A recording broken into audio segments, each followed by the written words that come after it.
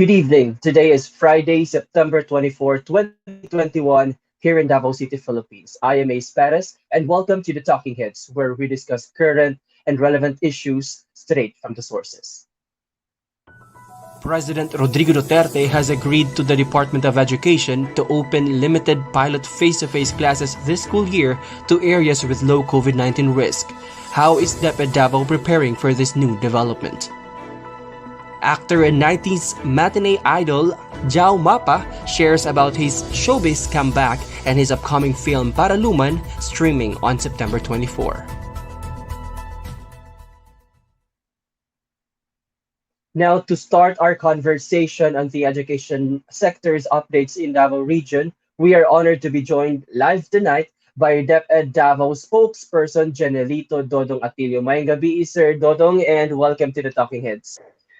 May gabi ka na tanan, Ace, and then sa mga uban ka na to, nining atong platform karong gabi una. Ayun, maayong gabi, sir, no? And thank you so much for taking time para sa ato ang interview karong gabi una, no? Now, sir, bago lang nag-start, no? Mga over a week na nga nag-open ang balik ang new school year, no? Sa ato sa DepEd, no? Sa mga especially sa public schools. But now, recently lang at ni si President Rodrigo Duterte, no, gi-approve niya ang appeal, no, sa Department of Education to start the pilot of limited face-to-face classes, no? And you mentioned in your previous interview na 18 schools ang gi-endorse sa DepEd Davao. If tama ang among 18 schools ang gi-endorse sa DepEd Davao for face-to-face limited, no, na pilot opening. So ang akong pangutana, sir, no, kumusta ang preparation, no, sa DepEd Davao as far as kaning sa atong pag open, no, sa limited face to face? Well, allow me first to go a little historical. No, we started off Yes, with go, sir. in the entire country. We started off with 1,500 public schools, and then it was streamed down to 600 plus because every now and then we are shortlisting. There is cross-checking with the Department of Health, IATF regulations, so of course, ang pagtando sa buhatan ni Presidente Duterte. And then eventually, we slowed down to 100 na lamang. 300 pa pala, 300, and then 100 for the current. And then there will be an additional of 20 for the from the private school sector. So that is quite very meticulous process, no? Sa among gikaingon, kining selection nato sa 18 ka mga tulungan. Ilabihan kini ka binantayan pagmayo because this is not only a task of the Department of Education. Many actually are involved in the identification of the schools. They are actually taking part of the pilot efforts to identify. We have the local government unit natin, ang Department of Health, other government agencies na pod ang IATF, ang Office of the President, o ang atong mga ginikanan actually are involved. These are the potent forces behind the identification of the schools. Hantod miabot kita sa 18 kabuok. Ang gikinahanglan, ang number one namong gina-require is kining mga tulungaan must be located in areas nga we have very minimal cases of COVID-19 or no cases at all. Ikaduha, ang atong mga tulungahan kinahanglan dunay suporta gikan sa local government units nato in a form or in a way of a resolution, an ordinance, or a letter of intent coming from the local chief executive. Kay pinaagi din masiguro na to itong ginatawag namo nga shared responsibilities between the Department of Education and between the local government units. When we say local government units, that involves already the barangay local government unit kundi inahimutang specifically kining atong mga tulungan. So it's a total-line kind of system. Ang ikatulo, ang suporta sa mga ginikanan kinahanglan ma-secure nato pag maayo, no? That's why we are requiring parents to issue a written consent confirming that they are providing their go-ahead, allowing their children to take part in the face-to-face experience O ang ikaupat po, very, very important is how ready ba are our schools, no? Mm-mm. Kinahanglan, ang among mga tulungan should pass a very meticulous kind of DepEd and DOH assessment. Nami partnership yun dani with the Department of Health. We have a very, very unfriendly tool. Unfriendly in the sense nga, Unfriendly yun. yeah, very unfriendly Oo. to the schools. Why? Because it does not allow any flexibilities. It does not allow any latitude or any relaxations on the things that were asked. Ibig sabihin, the school should comply with all the indicators 100%. Kung Mm. 99%, Dili 99.99% pwede. lang, dili good pwede. Kinahanglan 100%. So, what we're Mm-mm. saying is that kining 18 ka buok so far, Hill, no? Ace, Mm-mm. no? So Mm-mm. far, naka-comply sila 100%. Pero nami gamayng concern lamang because ang basis nato as always is the major base, one of the major bases is kining classification nato, health classification sa lugar. If and when, say for example, one of the schools or one of the Mm-mm. areas where one of these 18 schools are located, nausab ang iyahang health classification. Classification, yes. Yes, from a Mm-mm. very low risk kind of an area or a no case COVID case area at all, kalit lang ang misaka, God forbid, ang Mm-mm. ilahang COVID cases, automatically they will be erased from the list. In the list, We oo. have to take them off from the list. Tanggalon gid mo sila sa listahan Mm. because primordial as always is the health and safety of all Mm. concerned. Nabuna sa ato Ayun. mga magtutudlog sa ato mga kabataan. So ingana Yeah. nga to ang sistema, niya kining ako karon nga very unfriendly tool. Gitawag namo ni siya og SSAT, no? Ang buto sabot sa SSAT is a School Safety Assessment Tool. This kind of tool nasa four main areas: managing school operations, focusing on teaching and learning, and then Mm-mm. well-being and protection of homeschool coordination. So dili lang ni siya basta-basta lang nga tool, no? Tunan gini pagmaayo, gi-estudyuhan gini pagmaayo, og sa ako nang gikaingon, kinahanglang ma-implementar kini matuman pagmaayo mga Mm-mm. indicators because kung dili matuman, well, dili usab makapasar ang atong mga tulungan. Mm-mm. Yeah, so it's just at Sir Dodong no nga stricto gyud dapat ang implemented nato no nga mga requirements for these schools because involved din no ang safety of course atong teachers and the students. But balik na ko gamay sir no. So you mentioned na from Yes, sir. 1.5 kato sa una nga list nato Yeah. nahimong 600, naging 300 and now we come up with 100 no for nationwide na siya na counting. So grabe That's gyud correct. ang pag Yeah. ano no ang pag narrow down nato no to really ensure nga kani nga mga schools is responsive dito sa ato ang SSAT or katong school safety assessment tool. Now we were mentioning no 18 schools diri sa Davao Region, Sir Dodong. So allowed na ba ta makabalo kung asa ni siya nga areas or kinsa ni nga mga schools so far? I am Mo actually curious. expecting. Yeah, I'm sure I'm na curious ang ato mga viewers, Sir Dodong no and yeah. Dabawenyo sa tuno kung kinsa no nga mga or unsa na mga schools ang katong nakapasar no or gi-endorse sa DepEd Davao for the pilot na opening sa F2F. That's one question is ako yung gilauman nga kanunay mapangutana, no? Because Mm-mm. since from the very start we did not actually enumerated all these schools. What we Mm-mm. just say is that they belong to three areas: two provinces, one city. Mm-mm. The one province has 7 schools, the other one has 4 schools, and then the city has 7 schools, making it all 18. Mm-mm. But same thing happened. With all due respect, I'm sorry, I'm not yet at liberty. Why? Mm-mm. Because uh, there are two reasons why. No? Number one, we continue to have this cross-checking now. Now that there is a declaration coming from the president that he is already giving us the green light for the face-to-face. No? Mm. Kay dugay ra magong naplastar ni sila nga mga tulungaan kining 18 ka buok. Okay. Mm. Dugay na sila. So na-appeal pa ni sila atong 1005 no. Nga nag 1005 ka mga schools nato. Mm.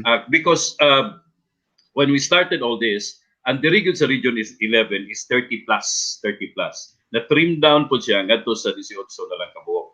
Now kining 18 before nato gyud i-implementar ang face to face, kinahanglang ma-check namo sila pag-usab, no? Ma-check namo sila pag-usab using this very unfriendly tool, and then we have to cross-check it kasi we partner with the Department of Health. We will not really confirm okay, this 18 are in already, no? Because there is still a cross-checking going on. And then DOH will also have their say kung moingon sila okay na or dili okay na. So, ang sako nang gikaingon kaganina, let me go back, ang pinaka Yes, sir. gikuyawan gyud namo ani nga makapausab is kadtong classification mausab. Classification. Health classification sa lugar mausab kay sa tinud-anay lamang na comply na magyud sa eskwelahan katong tanang mga butang nga dapat ipa-comply, no, maliban na lang aning possible unforeseen change of area classification diin sila nahimutang.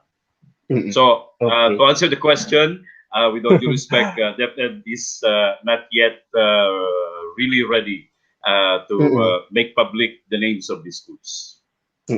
So you mean to say no na naay chance pa sir nga manaraw down pag yun ning 18 mo gamay pa siya, especially if naay changes sa classification, so we are at the mercy of kaning COVID situation jud no sa kada area diri sa Davao Region. But ang next ako pangutana sir Dodong no, na bay definite time no or timeline kung when bagid ma-open ning face to face na within the year ba atong ginatan-aw ani?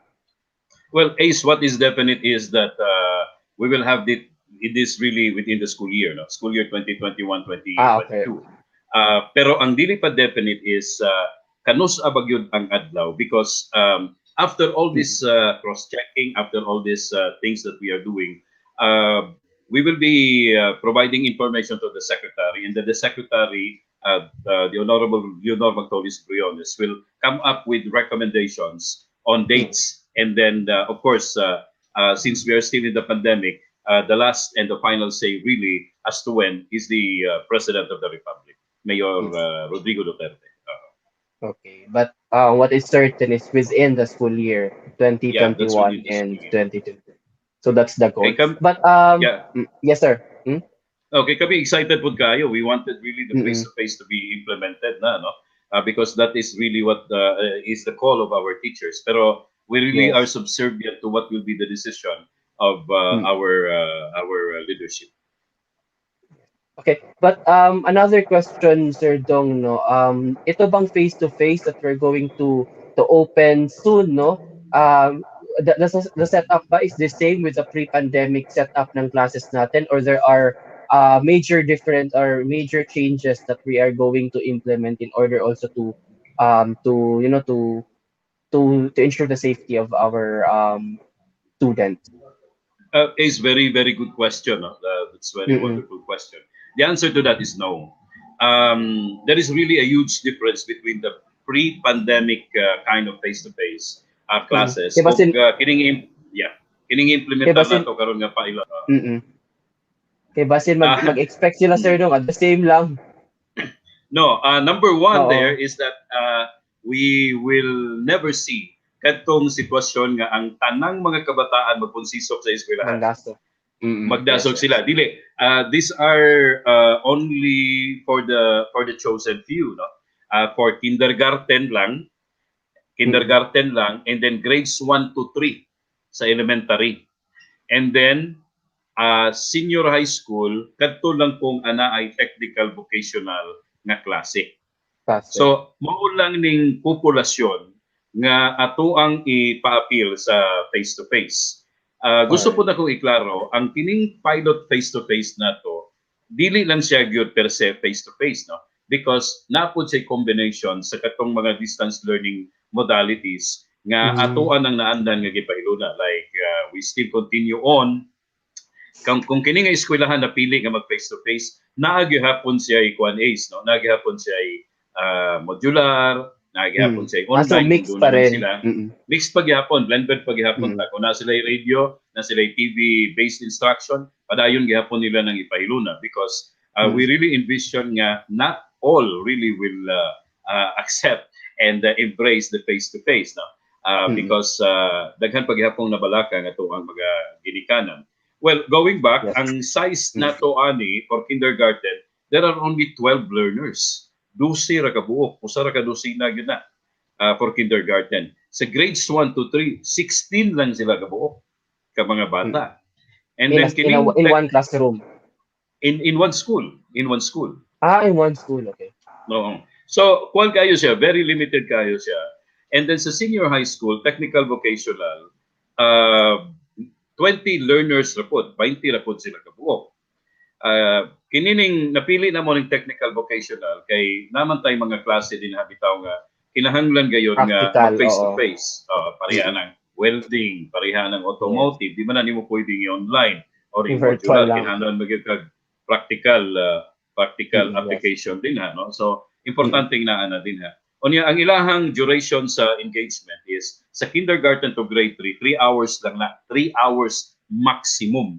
And then sa senior high school, 4 hours maximum lang po. And then let me emphasize, alternating weeks ni siya. Kung nagpahiluna ta karon og face to face this week, wala tay face to face this next week. Sa sunod semana na po. Okay. And so on and so forth. Para ma-ensure na to tong gitawag bitaw nga physical distancing, ma-implement gayud siya pag maayo Ace. Mm. Okay, so And there this is were only for 2 months, ha? For 2 months lang ni siya. okay. 2 months only. Dili na ni sa entire school year. Duha ka bulan lang ni nga implement nato. Enough for us to really determine what will be our ways forward later on. This is an enough benchmark period for us. So, duha lang ni kabulan mga kaigsunan. Ayaw mo ka paghunahuna nga we will be doing this for the entire school year. That's why Full year. natay another batch to come. Okay. Ayun, okay. So talagang napakaraming sir no changes no para, and it's good to that we emphasize this para mahibal-an pud sa ato ang mga estudyante no and sa mga parents na the face to face amid sa pandemic dili siya same sa face to face pre-pandemic. Now, I know daghan ng excited Sir Dong no, especially kato magipangmingaw na silang mga classmates, silang teachers. But also Gimingaw naga pulog baon. gimingaw Gimingaw baon, kay walay baon pag sa balay lang, di ba? Tinuod. But ang question ani sir no, na ako'y uban gihapon no na apprehensive gyapon sila, mahadlok gyapon sila no, especially the parents to send their children no sa eskwelahan physically. Now, is it mandatory? For example, for like a specific school, sila ang napili na for the pilot opening of face-to-face, limited face-to-face learning, no? Mandatory ba siya kung dito ka naka-enroll, mandatory nga dapat mo face-to-face ka, or there are options for parents to say nga dili mag-blend, mag-ano lang ko, the same lang gihapon sa kung unsa ang naa karon. No. Part sa design ani atong pilot implementation is dili na to i-enforce to all, no. Yeah, there's a Ang consent. there is always this kining opportunity for the parents to say no. So that's why we will be respecting if ever the parents will say diri lang sa kusir sa blended, diri lang sa kumang sa blended modality than mag face to face because I still worry about the situation karon, no. We will respect that, Ace. We will be respecting of that, and then of course we will provide them the appropriate intervention that we can give them if they do not want to have the face to face. Ayun, so that's very clear, no? So this is dili ni siya pirasahan na and mandatory. So parents and students have options to participate or not. But rest assured na padayon gihapon ng education because there are other interventions no nga prepared by the Department of Education. Now, sir, from what we know no na yung 18 schools is from you mentioned from two provinces and then one city, and Davao City is excluded sa currently no excluded dito sa katong 18. Walay school sa 18 schools na gi-endorse nga from Davao City or located in Davao City. But Mayor Sara said that that Davao and the city is continuously no nga naga-coordinate no we're in talks especially sa pronouncement ni President Duterte na ipadayon ang face to face. So are there chances no nga na naanay school diri sa Davao City mag-appeal sa pilot na face to face? Well, for this pilot implementation, we are just limited to the 18, the initial 18 Okay. Kaubang A's. No? Of course, Davao City has signified their intention through Mayor Inday and the people of Davao na ma-include sila.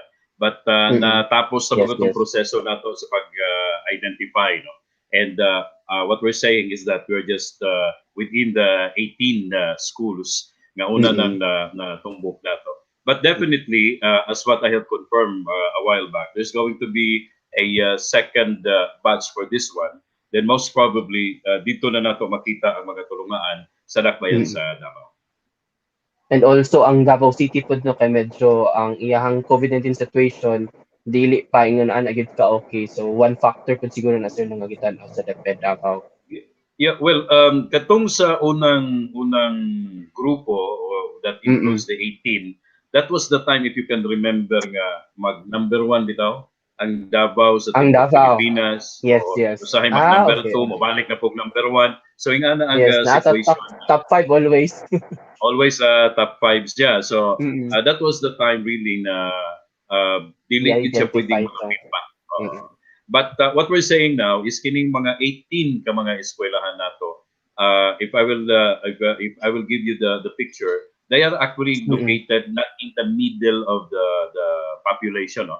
They are actually situated Okay. far flung sa mga lagyo kayong mga lugar, mga bukid-bukid na ni sila actually. Nga jutay-jutay na po ang population. So that makes them very kuan kayo kining subservient Safer, no? to the subservient to the kuano to the possibility of protection, safe sila, mga ingon na sitwasyon. Ayun. So now go jumping to another topic, Sir Dodong, no. So from the opening of limited face-to-face classes, no, we have this issue recently lang kaning online kopyahan.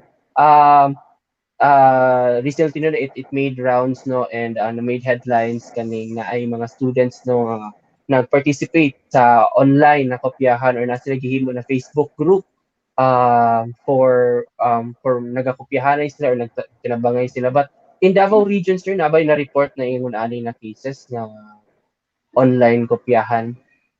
That is one thing that we are trying to really look into, and then we're trying to really ascertain kung tuna na ba tayo mga ing-aning sitwasyon or kahimtang sa kasamtangan.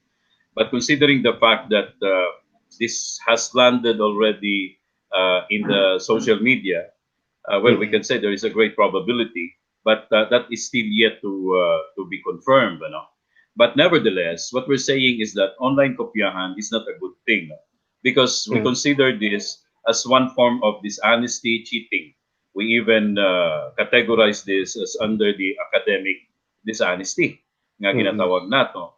And if one tends to be going outside of honesty, then murag kabalak-an ka na siya kaubang Ace, kay siyempre that talks about already the moral fiber of the individual. No? That's why we're calling on parents nga dili gyud dapat mo salmot mo din ha gumikan kay you are already becoming a very good model to your children once you indulge yourself into this so-called online kopyahan, academic dishonesty thing. Muna hugot na itong panawagan, no? There is mga ginikana nato sa Region 11 or asa man maabot na ning ato ang CBA sa pagkakaroon because wala gyud maayo nga itudlo kining maong butang online kopyahan. Kung unsa lagi makita sa mga kabataan diya sa mga katigulangan, ilaha gyud ng kopyahon pod. Og they will imbibe that, put that in their system, and then until such Mm. time nga mahimo na sila sa mamahimo na ng Or kabahin sa culture ilang na siya. mahimong kultura, and that is not Mm. very good. Mm. Yes. But there are also nga suggestions, sir, no, sa mga sa atong mga officials and educators that siguro daw na teachers would come up for a contract na against academic dishonesty and then signed by students and the parents. So what do you think about this suggestion para to do away no sa kaning mga something like kaning online kopyahan? Yeah, well, this is just a recommendation. This is just a thing that is actually being encouraged by DepEd Central Office just to get rid of this. But we would like to view this as a last ditch effort. Kay ang numero uno magyud kaayo diha nga dapat ma-achieve is kining maayong panagsabot pagkasinabtangay tali Yes, sa yes. mga ginikanan o sa eskwelahan pinaagi sa tuwang mga magtutudlo, no?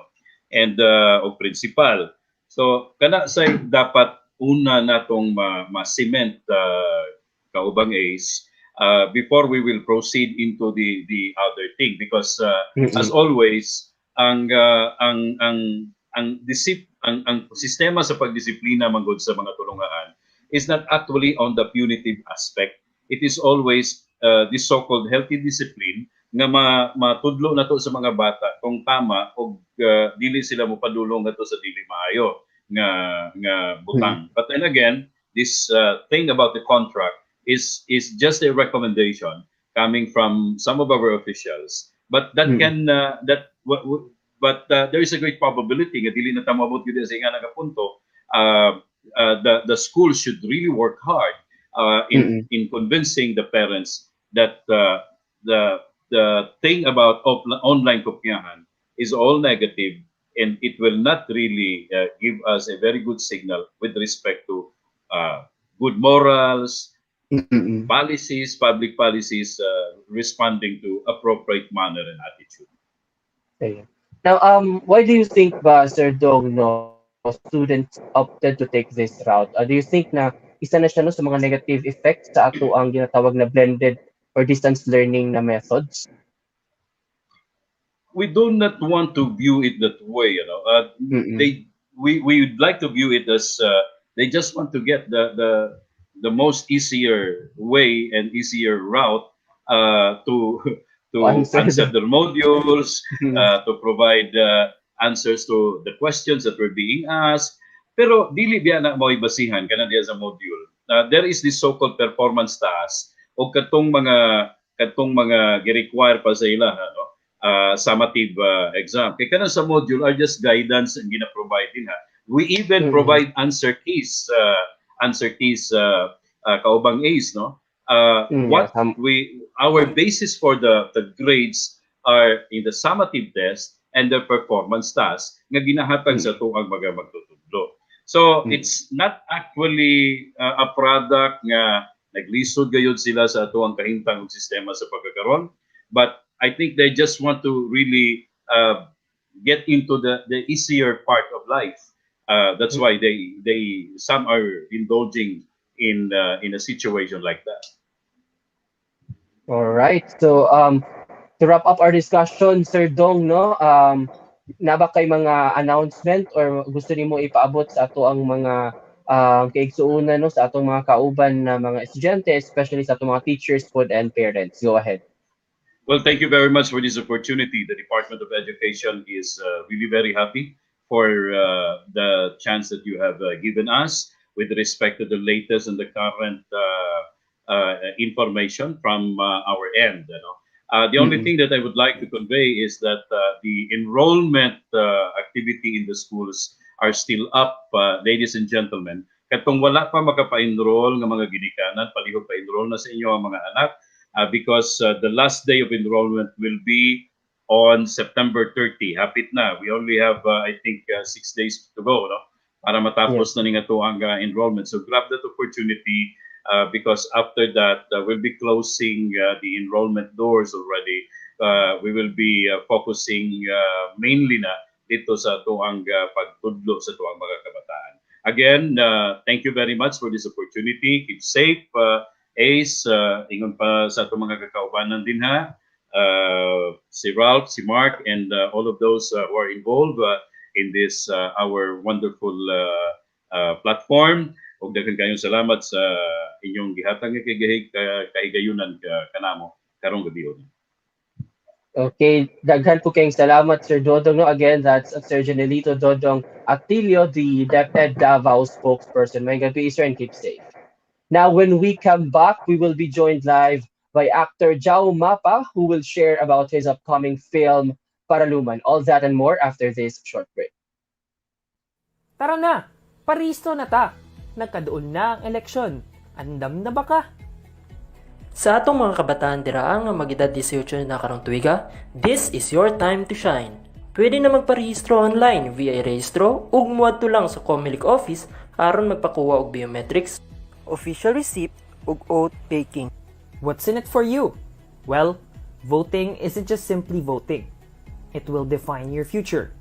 Alang sa tong kaugmaon, mubutar kita. Pero usa ta mo boto, unsaon man nato pagpili kung kinsa tong botohon. Abraham Lincoln once said, "The ballot is stronger than the bullet." You've got the power, so use it wisely. 1. Decide what you're looking for in a candidate. 2. Do some research. 3. Evaluate their stance on different issues. 4. Know their leadership abilities. 5. Learn about other people's view on the candidates. And review all the things you have gathered. Hinumdumi nga alang kini sa kaugmaon sa tong nasod. Maong isipon gyud nato kung kinsa ang karapat-dapat. Sa pagboto, kinahanglang may balan nato ang lokasyon sa tong polling precinct apil ng oras sa atong pagbotar, pag-andam og listahan sa mga kandidato na imong botohon ug kuha ang imong balota, pangita imong pangalan sa voters list, butang imong balota sa voting counter machine. Pag nabot niya na ka og indelible ink ug nakita na nimo imong voter's receipt, you're good to go. We are one Davao. We are one Pilipinas. Our vote matters. Register now. And you're still watching The Talking Heads. And as promised earlier, we will be joined live tonight by actor and 90s matinee idol Jao Mapa, who will be sharing about his upcoming film Paraluman, streaming September 24 today on Vivamax. And without further ado, let's welcome to the show Mr. Jao Mapa. May gabi, Sir Jao, and welcome to The Talking Heads. Hello! Magandang gabi, Ayun. Ace. Kumusta na po? Ay, Sa lahat ng mga magandang gabi. magandang gabi sa inyong lahat. Sana po ay nasa mabuti kayong kalagayan and I hope you're in good health sa moment na to. Yes. We are also hoping, Sir Jao, no, that you are doing good and safe dira in Luzon. But let's first, no, congratulations for your upcoming film. No, not upcoming, but it's showing na, no, streaming na today, no, starting today sa Vivamax. So congratulations in advance. But Thank you. to start our discussion, Jao, no, I would like to ask, no, you've been very active in showbiz for many years, especially sa 90s and early 2000s. But can you share saan ka after, no, nung nag-decide ka to stop muna showbiz and pursue something else? So ano yung saan ka na busy nung time na yon? Thank you for that question, Ace. Bale, nung tumigil ako sa showbiz, nagtapos ako ng pag-aaral.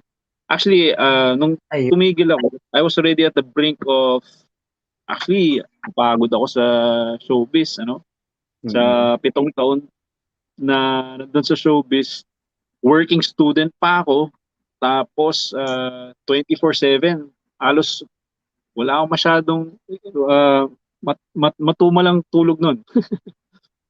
Ganun ako ka-active at that time. Yeah. So I made a decision na tapusin ang pag-aaral ko kasi taking up fine arts major in advertising sa University Santo Tomas. And it's a 4-year course. Nagsasampung taon na ako dahil, mahirap talaga pagsabayin yung trabaho. Dapat ang medicine ako. So, ayun. I decided na yeah, pursue the college degree, and Ace, sa awa naman ng Diyos, nakapagtapos din ako. Meron akong diploma. So I'm a bachelor degree. I have a bachelor degree in fine arts, major in advertising. So yun, umpisa ng pag-alis sa showbiz noon. Tapos Mm. nagpinta ako. Tapos binenta ko yung mga paintings ko. Actually, in between that time to now, I tried getting back to showbiz. Pero I would get um, projects, pero hindi na ganun ka-active as before. Mm. So, Mm. yeah. Pagdating nitong pandemya, ayun, dun lumipad, dun lumipad yung yung pagbebenta ko ng paintings. So, at nung nag-lockdown, mahirap din kumuha ng trabaho sa Mm. showbiz. Mahirap kumuha Yes. ng taping. So, um, ang tumulong sa akin ay yung pagbebenta ng paintings. Pero meron din naman pumasok sa showbiz, pero konti lang. Isa, dalawa. Mm. Katulad ng dun sa mga paintings ko na nagbebenta ako online, and nakakakuha ako ng mga kliyente as far as Kentucky, Tennessee, New Wow. York. Yeah. So nakatulong din siya. Tapos nagbebenta na rin ako nung nagdasal din ako actually. Nagdasal ako pagdating ng pandemya. Is I've been praying the rosary. Walang mintis hanggang sa araw na ito every morning. Tapos sa dasal na 'yon, ayun po, nagkaroon ako ng oportunidad na bumalik sa showbiz. Ayan na po. Tumawag sa akin si Astor Amoyo, tapos sinabi niya sa akin, gusto mo i-manage kita, pero co-manage by Viva. Sabi ko, sige po. And ito yung first project na binigay sa akin, full-length film, nag-lead. Sa tagal ko na dito sa industriya, of course, nung kasikatan ko, nagli-lead role ako. And ngayon, and then in the mid of this long hiatus ko, hindi more bit roles ako, support roles, pero Mm. never na nagkaroon ako ng lead role in a full-length film. Ayan, binigay Mm. sa akin ng bomba. Kaya eto ngayon ang pinopromote ko, yung Paraluman. Paraluman. Yes. So congratulations for that. And we are ano kami no na excited no also to also check your paintings, and if ma-share mo ba Sir Jao no, ilang paintings na ba ang nagawa mo so far in like after you graduated sa fine arts na ano mo ba, nabibilang mo pa ba? Sorry, gawa lang Sa ako ng dami gawa. na. Although mga mediums ko watercolor on paper, saka acrylic on Mm. canvas. Pero Ayun. I also do portraiture, pero mas pag naggagamit ako gumagawa naman akong portrait, watercolor on paper. Yun yung ko. Hindi ako Medium. masyado sa acrylic on canvas in portraiture. More Mm. conceptualization sa acrylic on canvas. Now going back dito sa buhay mo sa showbiz Sir Jao no. When you were offered itong Paraluman, did you audition for this or binigay siya agad sa iyo? And nung binigay sa iyo, how did you feel? And ano yung mga preparations mo for this? Actually, no, I did not audition for it. Yung head of film department sa Viva, si June Rufino, gave me a call asking, Mm. we have a project for you. It's it's an erotic film, pero think of it na lang as a comeback film. So ayun. And sabi ko, sandali lang magko-confirm muna ako, tawagan ko muna misis ko. Mm. I was excited about the offer, pero sabi ko, ayun, nag-confirm muna ako. At supportive naman yung misis ko, and she said, ikaw na lang mag-decide niyan. So sabi ko, okay po, thank you. Salamat. I love her very much for it, and that's the start. That's the beginning of the film. Now, with regards to your preparation, we had a workshop done with Miss Ren Scanio. Mm. It was conducted by Direct Melvin Lee. And siya po yung gumaganap na kapatid ni Ren.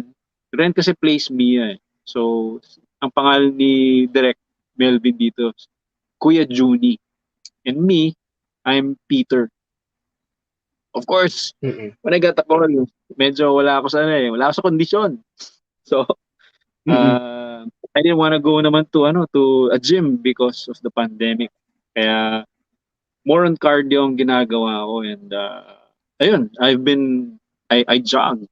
I jogged every day to the time of the project, and even during the project, nagja-jog ako. Mm. Nagugulat na rin yung crew eh. May nakikita tao na nagja-jogging eh. Mm. Magwe-wave na lang ako sa kanya, kumusta na? Mag-shoot na tayo mamaya. Sige, jog muna ako. Ganun tipo.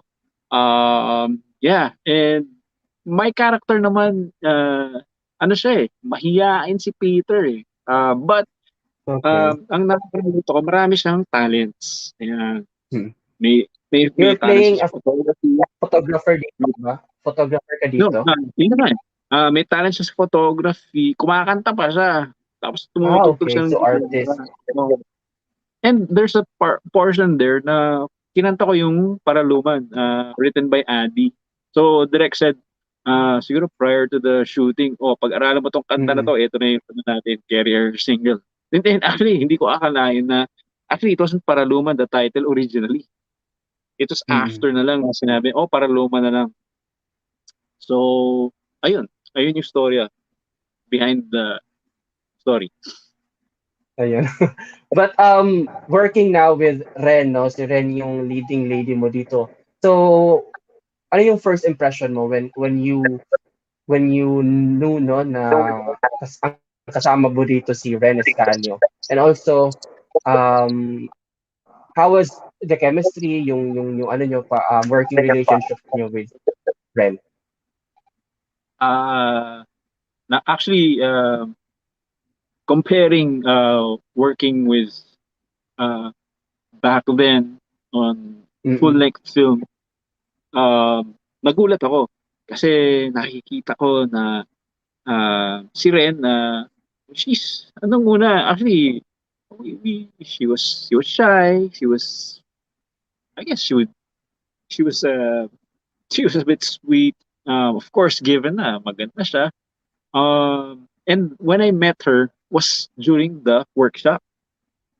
Mm. So, kung nagkaroon kami ng workshop, nawala na yung mga inhibitions namin, yung mga takot namin. Kaya nung nag-hit na kami dun sa shooting, Mm. we didn't have any problems anymore. We were very comfortable with each other, and we easily worked with each other. Um, as an actress, I learned from Ren. Lalo na shooting right now. Back then kasi more kasi um, bata pa kasi back then, pero laro lang eh. Hindi ako masyadong ganun ka. I didn't take it seriously. Mm. But she showed me how an actor should be uh, in on the set. She's she was prepared. She's dedicated to her craft. Mm. She's very professional. She knows what she's doing, and that's what I learned from Ren. And yeah, she would give me pointers also while we were shooting.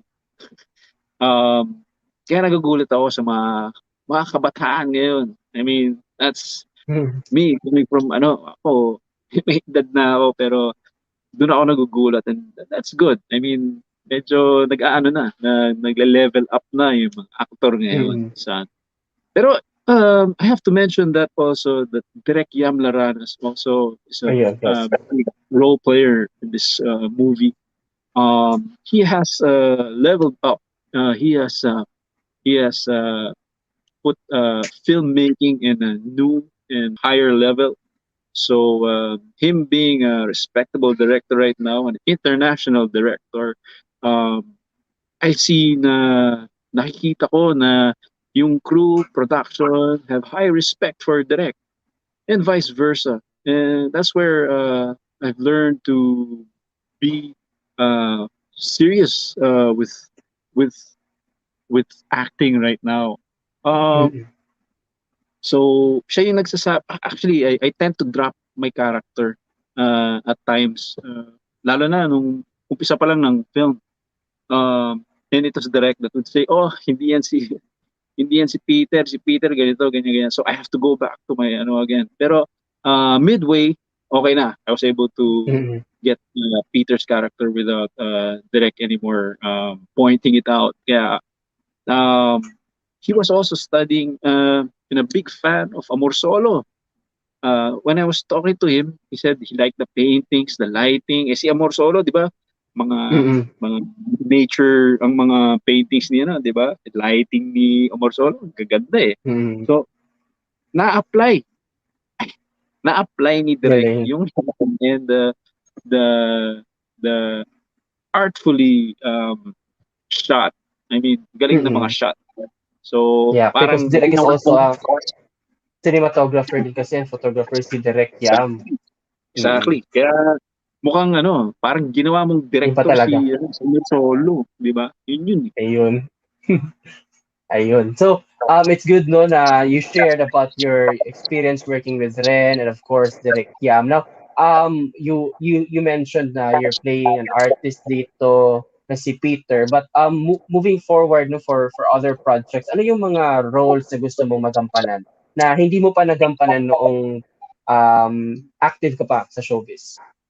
Um, Actually, I've done a lot of roles already. Mm. Yun nga, marami na rin akong pinagdaanan is sa mga taon na ito. Would you believe that I have gone into stage acting as well? I had my wife with me. I was acting with her. I did indie films. I had bit roles as well and support as well. A lot of Mm-mm. different kinds of platforms in acting. You name it, I did it. I wouldn't want to be typecasted as a sexy star because Mm. it's not me. I'm consider myself more of a character actor. Kaya, yeah, hit me with your best shot. I'll be challenged if ever a role comes up. But probably a good role or I know a challenging one would be a um, with a person with Multi-personality. multi personality, diba? Yeah. That would be cool. Challenging Um, yun. yes, I haven't had that, so that would be great. But probably that's the one that I could think of right now. Okay, but going back to Paraluman, Jao, no? Ano yung favorite scene mo sa movie and bakit? Uh Siguro my favorite scene would be the bar scene where I'm singing the Paraluman song. yeah, Paraluman song. I'll already do a spoiler alert. There's a part there na kinanta ko yung Paraluman, and then I have to pipiyok dapat ako eh. Pipiyok dapat ako dun sa umpisa ng kanta pagpasok ni Mia na makikita si Peter. Pag piyok ko, matatawa siya. So, yung scene dapat Mm. nakakatawa siya. Pero, ano, I'd have to fix myself and then do the whole song again. Why is it memorable? Because I had to prepare. I had to prepare memorizing the song. Mm. Tapos, ang hirap itipa yung kanta doon sa gitara. Ako rin ang tumipa nun. Ako Nagigitara. rin Mm. ng gitara. Medyo latter part na lang nalaman ko na, oh, ito pala dapat yung chord nun. But, ito pala yung tirado nun. But, it was okay. direct let me do it a lot. I think with because nag um because we shot it a lot of times kasi marami siyang camera angle eh. Mm-mm. Pero um paulit-ulit. I did the scene. Pumiyok, kinanta ulit with the guitar, take two, pumiyok, lipat yung camera, play the guitar, pumiyok, Mm. play the guitar again. So I guess, um, yeah, Yung that was favorite. my favorite. I guess also dahil grabe yung effort, no? You put too much effort talaga on that scene. So, kaya isa din siya sa favorite mo sa And movie. Now, one thing I like about mm-mm, direct is that every time I do, tagal ko na rin hindi na nakakaranas ng ganun na after doing a scene, mm-mm, direct would say, "Good job." Pat on the back. Parang you did a mm-mm, good job. Hindi, mm-mm, wala. Tagal ko nang nakaka-encounter na ganung klaseng director. But sa akin, laking bagay sa akin yun. Parang, okay, all my efforts have been paid off and yun lang. Kahit recognize. Yeah. siguro kung bayaran, okay na sa akin na sabihin ni Direk na gano'n, Liam Laranas pa, di ba? So, yeah. Mm-mm. So this was really an experience, Sir Jano. Now, would you like to invite everyone, no, to watch Paraluman streaming now, no, starting today sa Vivamax, and kindly share to them kung paano sila mapanood, paano nila mapanood ang movie mo. Thank you. Sa lahat ng mga nanonood ngayon, ano po, supportan niyo po yung pelikula namin. Kasama ko po dito si Ren Escanio, Gwen Garcia, Direct Melvin Lee, Raul Morit, to name a few. Actually, meron pang mga artista po. Ayan, directed by Yam Laranas. Paraluman, now streaming at Vivamax. Please subscribe to Vivamax. You can avail for 7 days for 49 pesos. And then you can avail it also for 1 month for 149 pesos. And you can get it for 3 months for 399 pesos. We're already going, we're going to be shown streaming in different countries as well. I heard Japan, Malaysia, UAE, New Zealand, and to name a few. The list is long, but this is much a very, very blessing for me because this is my comeback film and sana hinihiling ko lang po yung suporta ninyo. Ayan po, mapapanood mo ako sa Paraluman. And this day is already actually the day na it started streaming Viva Max. So yeah, get the app, subscribe, watch the film. Of course, there are a lot of Yes. films over there, pero syempre para Mm-mm. luman ang pinopromote natin ngayon. Yes, of course. No, and congratulations, Jao, no, Sir Jao, for your comeback film, and we're excited to watch and enjoy Paraluman. Again, Salamat, that's salamat. Sir Jao Mapa, sir, and the lead actor of Paraluman, streaming now on Vivamax. Thank you sa lahat ng mga nanonood. Thank you, Mark Ace. Salamat. Ayun, thank you so much. That's Jao Mapa, the lead actor of the film Paraluman, streaming on Vivamax. And that's all you need to know for the relevant and interesting stories, news in our community for this week. I am Mace Perez, and this is the Talking Heads. Good evening and have a safe week.